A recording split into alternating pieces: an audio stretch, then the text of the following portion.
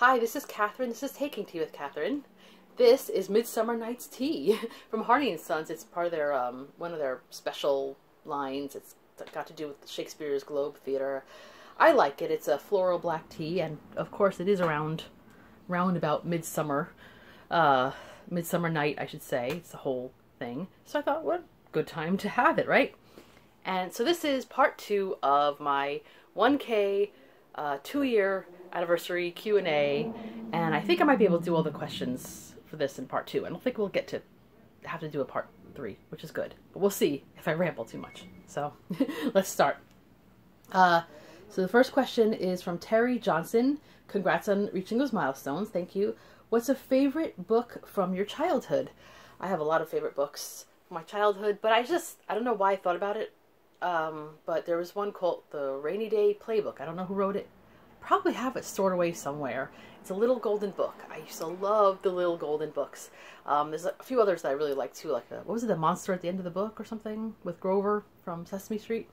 I used to like that one a lot. But this one was about these kids. It was raining out. They couldn't go out and play together, or whoever they play with, and so they decided to come up with all these different little activities. They did I don't know if it was a book swap or something, or a toy swap or something, and other little things. I think they made little paper cuttings, whatever. It's been a while.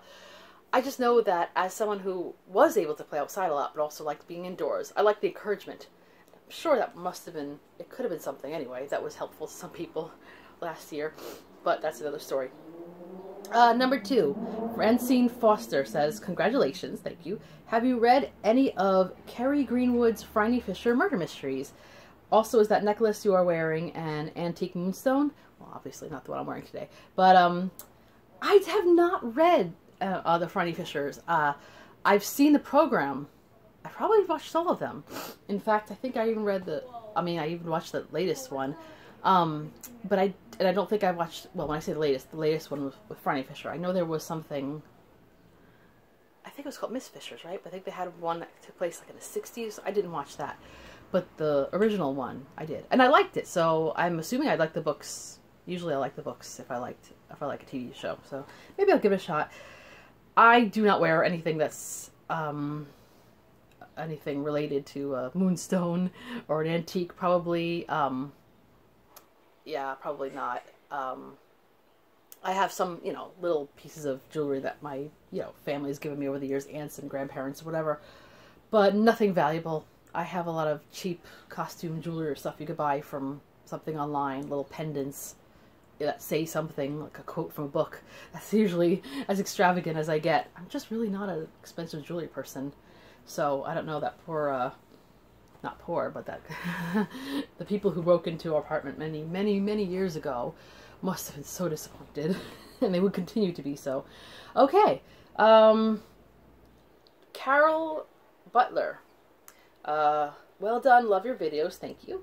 Would you consider doing brief shelf tours, trying to work out some of the books behind you? What is the most you have ever paid for a book, and do you have a maximum limit when buying books? Well, if it weren't for my terrible editing abilities and trying to figure out how to film things at different angles and cut away or whatever, I probably would have done some more shelf tours. I did what I call a tea library tour, which I did a few videos featuring books from my tea library. But I know it wasn't like showing you the shelves, so like if you're watching the videos now, you could probably like look and kind of squint and see, okay, this is Wives and Daughters, War and Peace, Way We Live Now, The Moonstone, The Histories of Herodotus. But, so that's my little tiny shelf tour. But I know it's much more fun. I love watching people's shelf tours.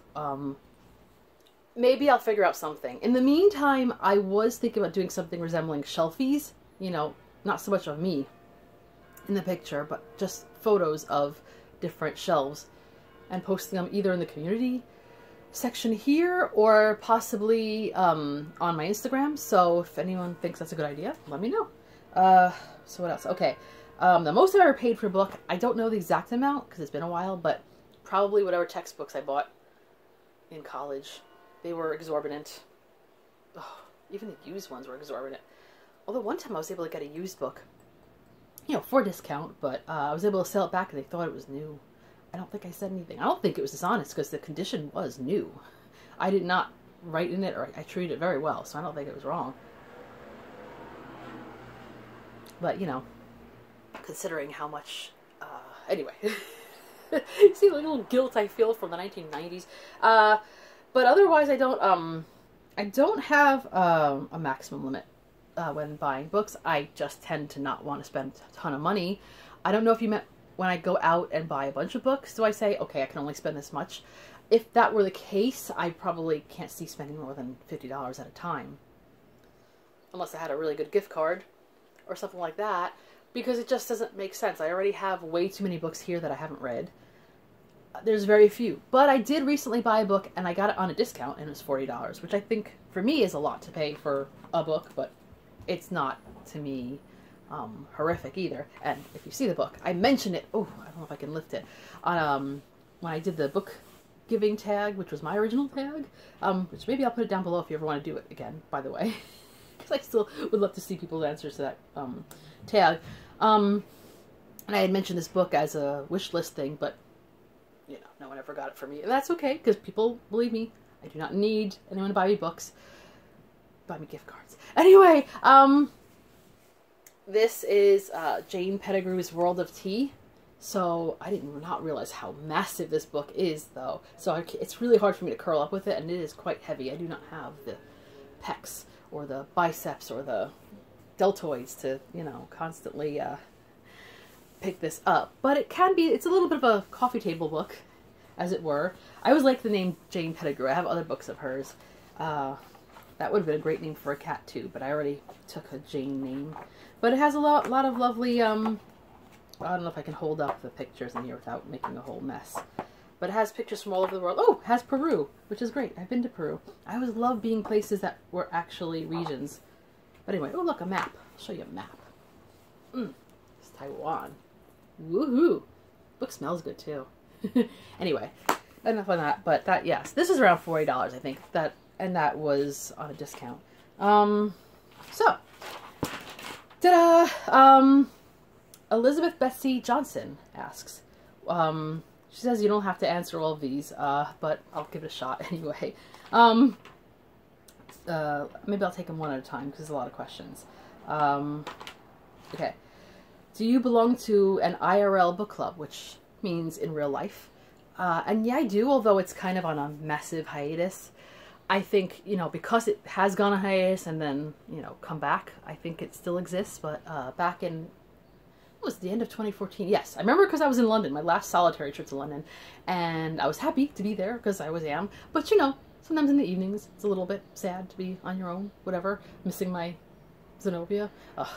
But anyway, and, what do you call it? That's my cat, by the way. And I got an email from a friend who was looking to do a book club, and so it was like, and it started, I think, in early 2015, and I remember thinking to myself, okay, much as I miss certain cats and whatever, I don't really want to go home. I love visiting London, and, you know, then the trip's going to be over, and what am I going to do? But here is something besides, you know, normal life, which, you know, whatever, to look forward to. So, it did give me something to look forward to, and it was fun. It was, you know, it did make me read books that I might not have read. Sometimes there were books that I suggested that didn't get as good of a response, like Persuasion, Jane Austen. But The Elegance of the Hedgehog, which I love so much. But anyway, but yes, I do belong to one. What is your favorite pizza place? I don't have a favorite pizza place well, I have favorites, I guess you could say, some local places, but a couple of the ones that I really took to in recent years are gone. One closed because they just closed. And then another one burned down the day that my cat died. It burned down, and I think it's going to rebuild, but goodness. I think it was like an electrical fire or something. And there's a couple other ones in my neighborhood that are really cool. There's one called Rizzo's that's been around forever, that makes these little square pizzas, and sometimes during the day they sell them really, really cheap. And And there's a couple local places I go to. And then there's this one. It's not right near me, but it's not far from the Kaufman Studios, which is where they film a lot of television shows. And they have the Museum of the Moving Image. If you're ever in the Astoria, Long Island City area, it's worth a visit. They have recently a pizza restaurant. It wasn't like a pizza place or pizzeria per se. It was a little more of an Italian restaurant that had like brick oven pizza. But they opened, they were open already, but then they closed and opened another spot right near there. Anyway, it was called Saks. I think it's still called Saks. S-A-C''S. Amazing, amazing, though. Really good. So, yeah, but not a favorite. Freedom Tower Observatory or Empire State Building. It is hard to say because I have been to the Empire State Building Observatory. I haven't been there in years, but I did go. I've never been to the Freedom Tower Observatory. I don't intend to go. I can't imagine going. The elevator alone, I remember from the Twin Towers, like, did a number on my ears. And when I was a kid, one of my very first school trips was to the observatory of the, you know, on the top of the windows of the world of the Twin Towers. And I freaked out. I must have been like 7 or 8 years old. The windows, I don't know if any of you had ever been there, the windows kind of tilted out a little bit. So I had the feeling like I was going to fly out. And just imagining that happening just made me actually start screaming. So, I can't imagine doing that for fun ever again. Although I feel like I might have come back once as an adult, maybe with people visiting from out of town. It was like, well, all right, take one for the team. But it's really not for me, and because I still have a bit of residual, I, of all people, have, you know, I didn't lose anyone I was very close to on 9/11. I didn't. I didn't work in the city at the time. I was between jobs, thankfully. I had some friends that were actually in the building. They got out and saw terrible things. But I'm still, after almost 20 years, still very, very anxious when I get downtown. I have gone. I went down to the memorial area. I've been down, you know, to that area, the Trinity Church, to visit Hamilton's grave. I do all the things that I do. I used to go down there. They reopened a Borders. There was a Borders bookstore in 5 World Trade Center when I used to work downtown. And even though I wasn't as into books at that point, I was never not a book person. So, and I also bought CDs and DVDs from there. And it was right in the World Trade Center. So I used to go out there and, you know, it was a quick walk from where I worked. And when 9/11 happened, like the day after, someone took a camera around. Someone took a picture. I mean, it wasn't in the Twin Towers, it was in the 5, but still, it was there. And it didn't get as messed up as a lot of other parts of that area did, but still, it had to all come down. And then a number of years later, they reopened a Borders, but further down, Broadway. And it was so cool that they did, but now Borders not there anymore. That is a tangent, I know. I just went into a tangent. Point is that there were still reasons, and there are still reasons for me to go down to that area, but I just don't see, I have not been inside that building at all. I don't intend to ever go. I really hope I never have to be in the position to go. So I would probably say if I had to choose, I would say Empire State Building, but even that, I don't see myself really going up to the top anytime soon. Anyway, I'm glad you asked that question. If you drink wine, favorite local wine? I don't have a favorite local wine. I do drink wine sometimes. I've been to a couple of vineyards. In fact, that IRL book club that I went to, when we were doing Elegance of the Hedgehog, we went to a vineyard. And, you know, they had like some places you could sit out and have a little kind of nice picnic. It was a beautiful day.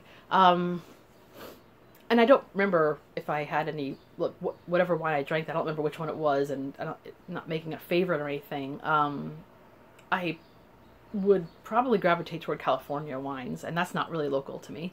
Unless you count just being in the same exact, you know, contiguous United States or whatever. But, to tangent a little bit, I am not a beer drinker. I do not like the taste of beer. But there is a local beer that I will drink if I need to. And it is in a brewery in my town called Single Cut, I think. Single Cut. And it's hibiscus. So it really doesn't taste like beer. So it's kind of like, you know, it's like drinking tea that doesn't taste like tea. It's like, well, do you really like tea? But if I'm with friends and I'm going to a brewery, at least I know what to get, and it is very tasty, and it was kind of cool. And that was local, so I guess that's the closest I can get to answering that question. Favorite takeaway food? Oh, wow. I like Chinese food. It doesn't like me, but same thing with Indian food. There's a couple of decent Indian places near me, nearish me. Pizza. Burgers. I like burgers. Again, they don't like me. Ice cream. I don't know. There is no favorite. I just like takeaway, especially since my oven still doesn't work. I do have something to cook with, but it's not the same, so I do a lot more takeaway than I should. Where in the world would you visit first if you had unlimited time or money? Someone says, okay, right now you have all the time in the world, here's a stack of money. There's a lot of places I'd like to visit. You know I'd probably go to London first, though. I probably would. Or I'd visit my sister, because that's also something I'd want to do. But do you prefer physical, ebook, or audio? Physical, without a doubt. I don't read a lot of ebook. I don't read a lot of ebooks. I almost never listen to audiobooks, so I have nothing against any of them. I just prefer physical. Okay, next question from Cozy Reading with Quaker Cats. I smell French fries. See, I have the window open, and that's why you can hear stuff. And I smell French fries. Speaking of takeaway. But no. Okay, Cozy Reading with Quaker Cats. Great channel, especially if you like to watch cats in the background, which I do. Congratulations on 2 years and 1,000 subscribers. Thank you very much. Question: what has been your most enjoyable book this year?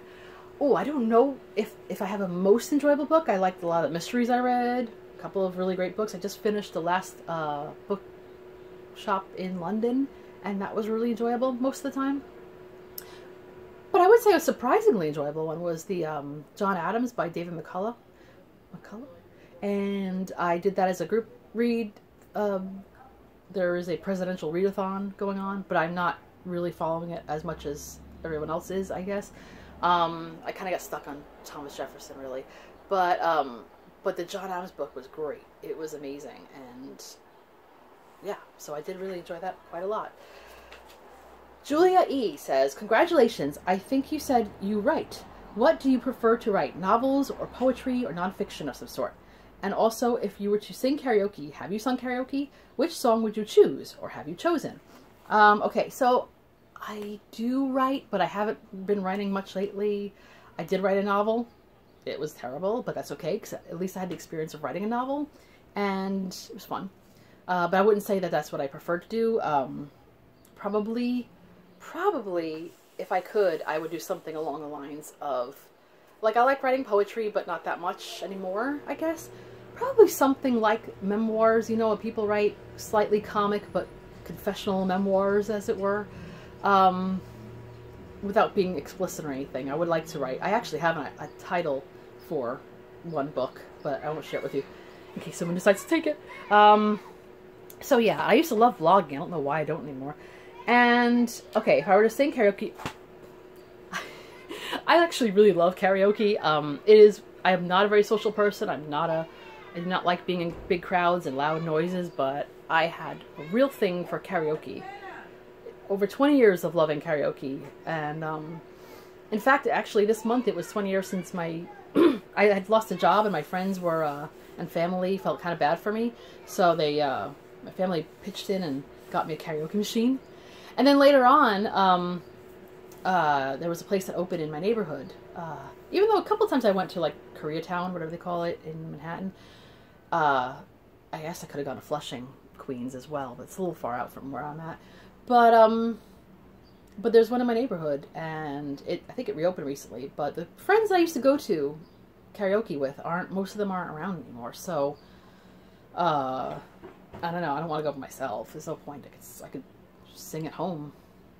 But I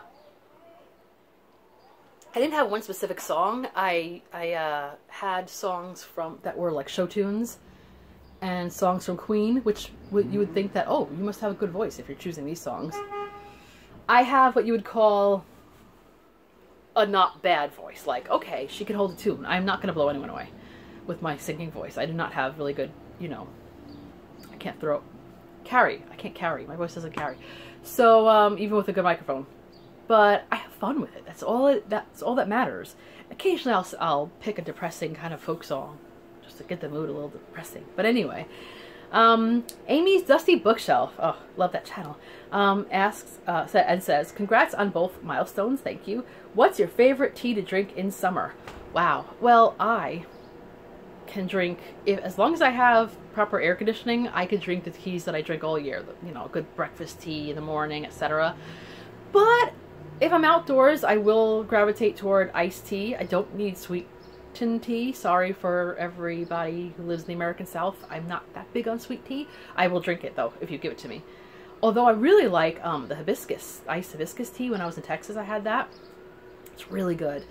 I like the teas that come from hot regions, like Moroccan mint green tea is really good in the summer, as well as chai from India is just wonderful, especially if it's made by a proper person from India. There is nothing like it. Nothing like it. Actually, any time of year, really. And then sometimes I gravitate a little more toward like fruity flavored black and green teas. You know. So I don't have a favorite, but I have favorites. Okay, so Bobby Sue Davis says, congratulations on 1,000 subscribers. Thank you. Have you read Sir Walter Scott? And if so, which is your favorite? I read Ivanhoe around either 2002 or 2003. I remember where I was, so it had to have been around those years. And I liked it. But I don't think I liked it enough to make me go after all the Waverley novels, whatever. I would like to give him another shot. I would have liked to have chosen one of his books for Jane Austen July. But I don't think I'm going to.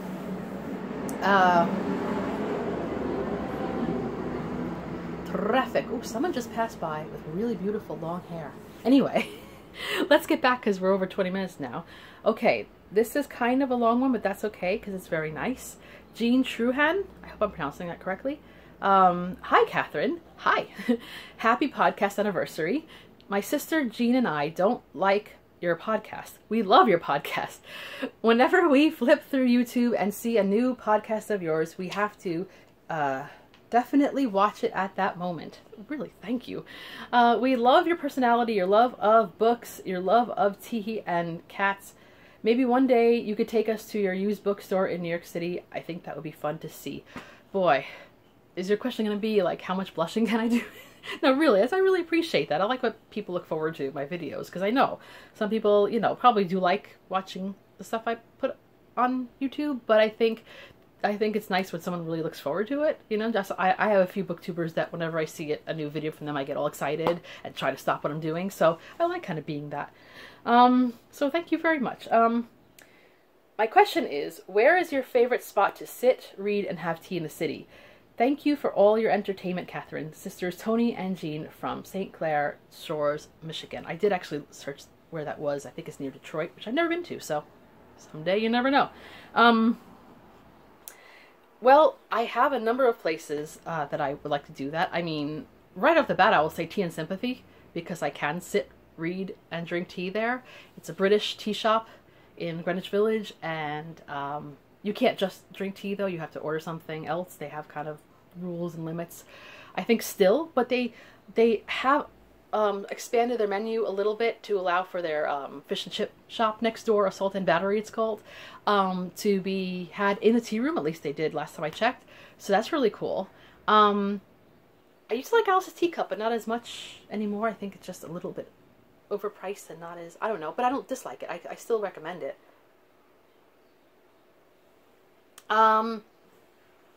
There's a number of just like little cafes if I'm in a certain neighborhood that I like to stop by, so I don't have like a favorite, but one of my favorite places is Central Park. I know I'm a New Yorker, and you would think, why does she care about Central Park so much? It's so touristy. But you know what? It is a beautiful place. If you find a nice spot in the shade, and you could bring a nice, you know, cup of tea with you. Rarely do I see people with actual cups and saucers in Central Park, but I did actually run into a steampunk tea party once, so they offered me a scone. I did not take it because I don't know these people, and I didn't know if I was going to wake up in some weird steampunk Matrix adventure.